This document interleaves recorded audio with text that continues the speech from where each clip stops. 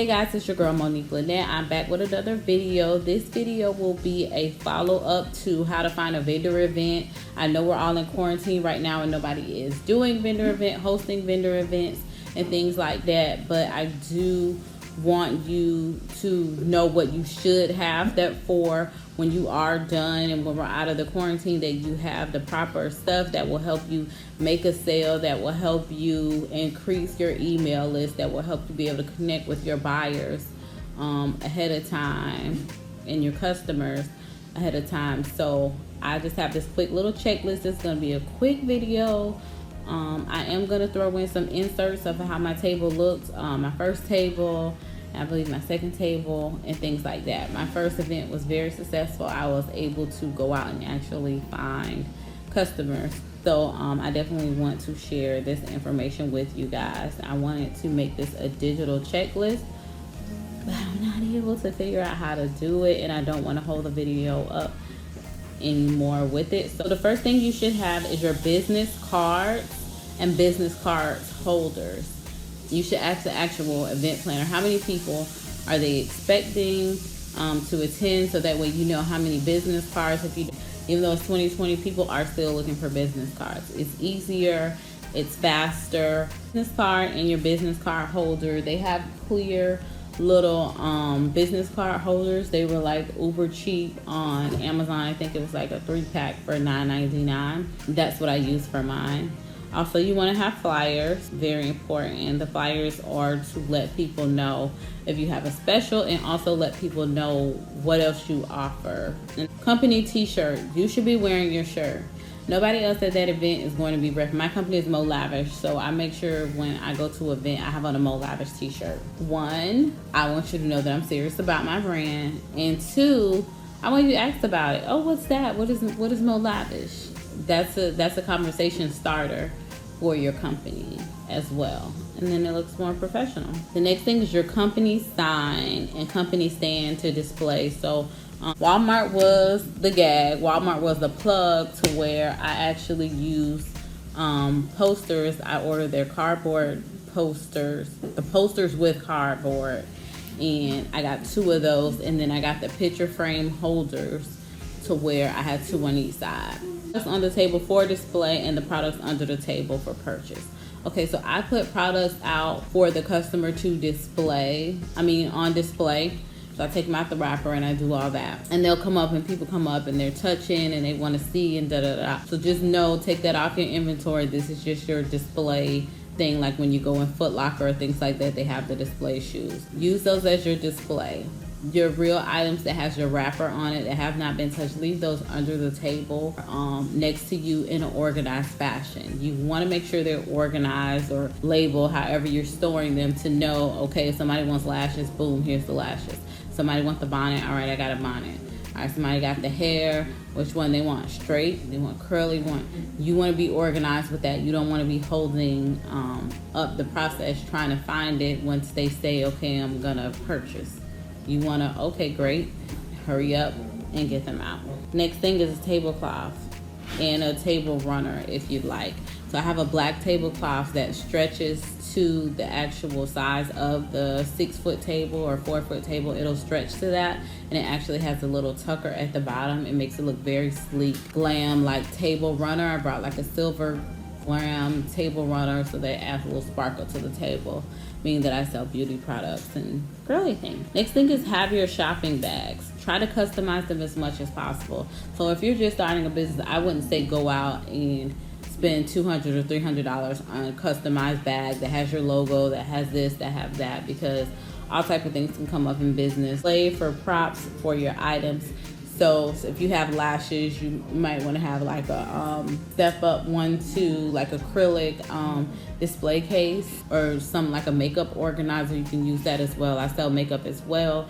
So for my lip gloss and the mascara, I have those in like the little acrylic trays. Next thing is your phone, your tablet, laptop. At least have 2 forms of technology. So at the time, I just had 1 phone and I had a laptop. That's what I took, and I made sure I had the plugs for them. I made sure my phone was charged. I made sure I had a battery pack as a backup because I was trying to obtain people's emails, and also through Shopify, I could bring up the orders from my phone. So make sure you have that. Create a paper email list for backup, because if you're not there, if you're not getting the sales, don't count it as a loss. The biggest thing is to grow your email list.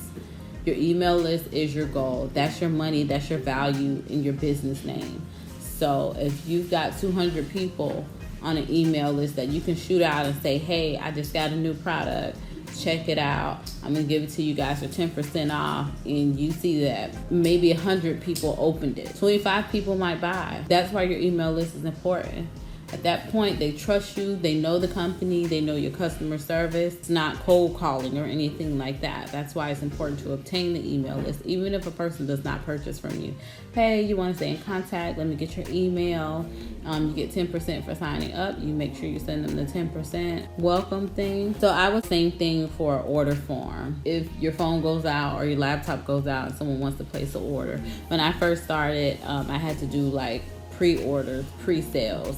For the hair, because I didn't have a lot of hair on hand. Had on hand, the customer didn't want that kind of texture, but I knew I could get that texture for her in a week, so we went ahead and closed out the sale, and then I went ahead and shipped the order off to her the next few days. But just in case if your phone goes out, if that customer has to go, it was really hard because she had to go and she saw the hair and she loved the texture and she's like, all right, but I gotta go. Just make sure you have like a little scrap email, not scrap email, but make sure you have like a scrap paper that you can write down the actual order and get that person's name and get that person's email and telephone number. Don't worry about the address so much. Just make sure you have their contact information, because they can text you that later on. Okay, payment machines like a chip reader. Definitely make sure you have those.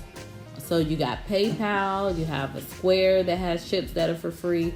Shopify chip readers are for free as well. Bring as many forms of payment as possible, and that is so true. For your PayPal, your Bluetooth might not be connected when you get there. For Shopify, you might have forgot to charge it, even though you should be charging up your phones, your laptops, all your payment things 24 hours before your event, so that you know that you're all set to go. Another thing is that I had to find out my first event is Zelle.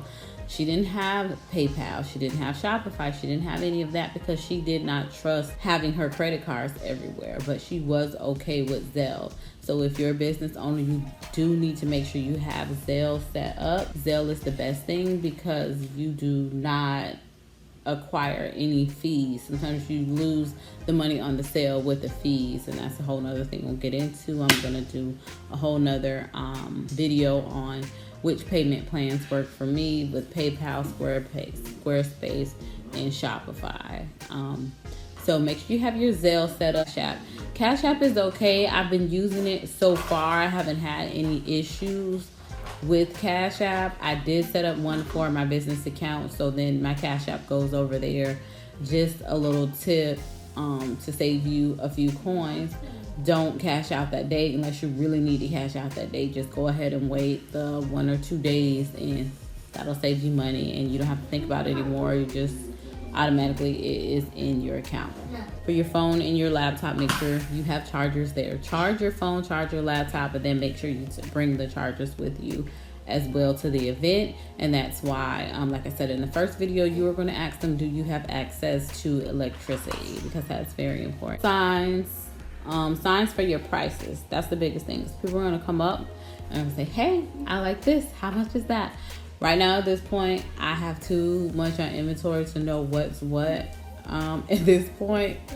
So make yourself a little cheat sheet if you have to before you get out there. And then also bring little placeholders.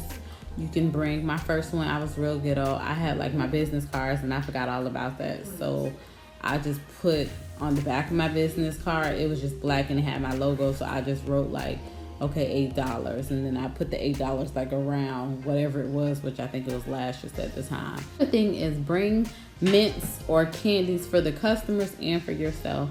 It's nothing worse than you standing there talking to a customer trying to make a sale and your breath is kicking. Like, you don't want that. Like, you're gonna be there for like 2 to 3, maybe 4 hours. So make sure you have something that your breath is refreshed and that their breath is refreshed as well, because you're trying to make a sale and their breath is like kicking you back. So just make sure you have little mints, little candy, and that will actually draw people to the table as well, because they want to come and get mints candy because people love free stuff. But it's like, hey, okay, you can have this mints and candy, but hi, I'm Monique, I'm the owner of Mo Lavish. How you doing? Next thing is bring your tripod or phone stand for you to record or allow customers to sign up for your email list. Okay, so you can bring your tripod and then have that going. I did. Every event I usually do, I'll be like, I'm going to be at such and such, or I'm going to be at the mall, and then I'm going to go live 4 or 5 o'clock, whatever time it is. So that kind of gets people excited for you. You would be surprised that you have so many supporters out there. You just don't know it. So when they see you doing things like that, it's just like, yeah, like I can't wait to purchase from her, or whenever I get my stuff together, I want to do that. And they just are really just happy to see you doing your thing. And, you know, on a Saturday, you could be at home chilling, but on a Saturday, you're in the mall trying to, you know, get you some sales. So they love that. A lot of people love to see you hustling, and then they want to see the product. So I'm an online store. So a lot of times it's like, oh, I just want to see it. I want to see it. You know, I'm not going to give you a whole presentation because you don't know if you really want that. So it's just best to do it live. You should be going live anyways on your Facebook, on your Instagram, on your Twitter. So you should be kind of used to going live products, and just keep going. It might be one person in your live. Give that one person the best presentation you can, or still go ahead and give your presentation. Sometimes now with my live, I'm not even waiting on people because I know they're going to roll back and see it. So if they didn't catch it when I did it, I'll wake up to an order. I'll wake up to a message saying, hey, you know, I seen this, do you got it on the site? So yeah, so still be used to doing your lives, and go ahead and do your lives when you're at the event. So hey, I'm live, I'm here at You can let them see this scenery. You can let them see your products. And then also if people purchasing from you, have them stop, take a picture, like, hey girl, you know, you want to take a picture, and you post that. That's promo for your business. So something small like that.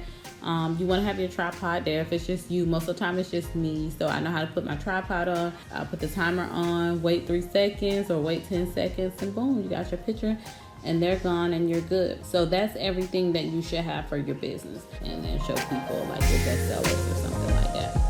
So yep, that's just something to for you guys to grab. Be trying to purchase, or if you have them, maybe bedazzle it up, bling it up a little bit, so that when you're ready, you don't have any obstacles in your way.